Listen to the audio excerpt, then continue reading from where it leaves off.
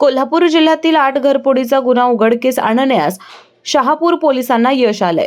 या प्रकरणी दोघा आरोपींना अटक करण्यात आली असून त्यांच्याकडे एकूण 43 तोळे 700 किलोग्रॅम वजनाचं गुन्ह्यातील मोटारसायकल आणि मोबाईल असा मोठा मुद्देमाल जप्त करण्यात आला असल्याची माहिती पोलीस अधीक्षक योगेश कुमार गुप्ता यांनी आज पत्रकार परिषदेत दिली।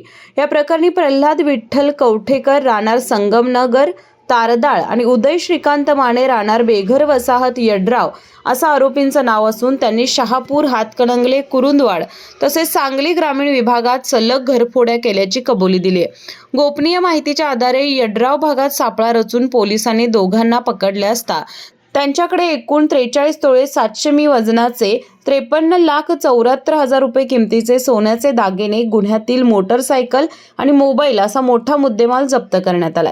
या प्रकरणाचा पुढील तपास सुरू असून योग्य ती कारवाई केली जाईल असा विश्वास पोलीस अधीक्षक योगेश कुमार गुप्ता यांनी व्यक्त केला।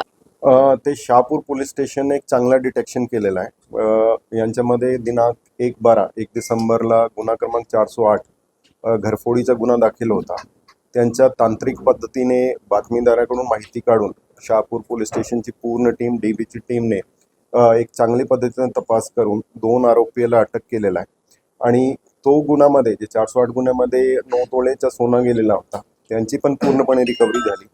आणि दोघे आरोपीकडून आणखी 7 गुन्हे, असं टोटल 8 गुन्हे आतापर्यंत उघड झालेले आहेत। यांच्यामध्ये 43.7 तोळे सोना म्हणजे जवळपास 440 ग्राम सोना, ज्यांची आताची किंमत 53 लाखच्या वरती आहे। जवळपास 53 लाखची टोटल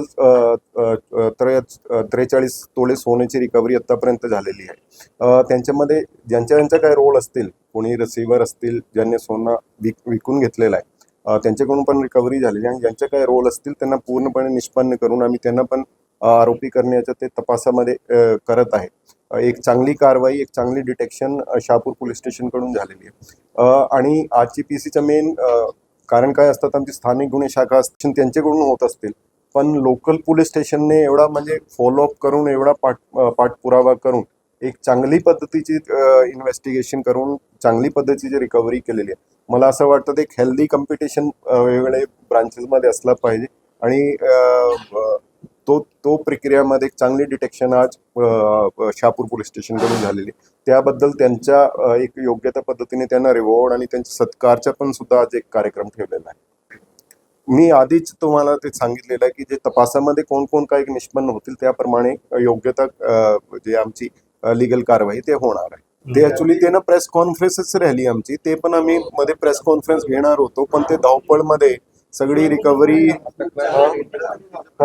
नाही, पण ते पण आम्ही एक प्रेस कॉन्फरन्स घेणार होतो त्याबद्दल, कारण ते खूप आधी काय झालेलं होतं, मीडियामध्ये असं आलेलं होतं की ते जनावराच्या हल्ल्यामुळे ते झालेलं आहे। तरी म्हणजे तो इझिली तो आधी एडी दाखल झाली आणि पूर्ण बातमी अशी पसरली होती की ते कुठल्या बिबट्याच्या कुठल्या तरी हल्ल्यामध्ये तो त्यांचा मृत्यू झालेला आहे। पण नंतर LCBची पूर्ण team led by Sagar Wagh, API आणि ते पूर्ण तिकडे कॅम्प करून आम्ही कोकणामधून ते आरोपीला आणलेला आहे। तो खूप चांगला गुन्ह्याचा पाठपुरावा आणि सगळे पुरावे गोळा केलेले आहे। आणि DYSP शाहूवाडी सध्या ते गुन्ह्याची तपास करत आहे। त्या गुन्ह्यामध्ये पण एक प्रेस कॉन्फरन्स घेणार होतो, पण ते तसा योग्य चाललेला नाही, कारण ते 2-3 दिवस खूप तपासामध्ये राहिले सगळी टीम। तरी पण त्यांच्या योग्य त्या पद्धतीने आम्ही रिवॉर्ड क्राईम कॉन्फरन्समध्ये दिलेला आहे। पण तुम्ही ते तुमची पद्धतीने कव्हर करू शकतो पुढच्या। या कामगिरीबद्दल पोलीस अधीक्षक योगेश कुमार गुप्ता यांच्या हस्ते अप्पर पोलीस अधीक्षक गड विभाग कॅम्प इचलकरंजीचे अण्णासाहेब जाधव, उपविभागीय पोलीस अधिकारी इचलकरंजी विभाग विक्रांत गायकवाड, पोलीस निरीक्षक सचिन सूर्यवंशी, पोलीस उपनिरीक्षक श्रीकृष्ण दरेकर, पोलीस अंमलदार अविनाश मुंगसे, रोहित डावाळे, आयुब गडकरी, अर्जुन फातले, सतीश कुंभार, शशिकांत ढोणे, रवींद्र महाजन यांचे प्रमाणपत्र देऊन सत्कार करण्यात आला।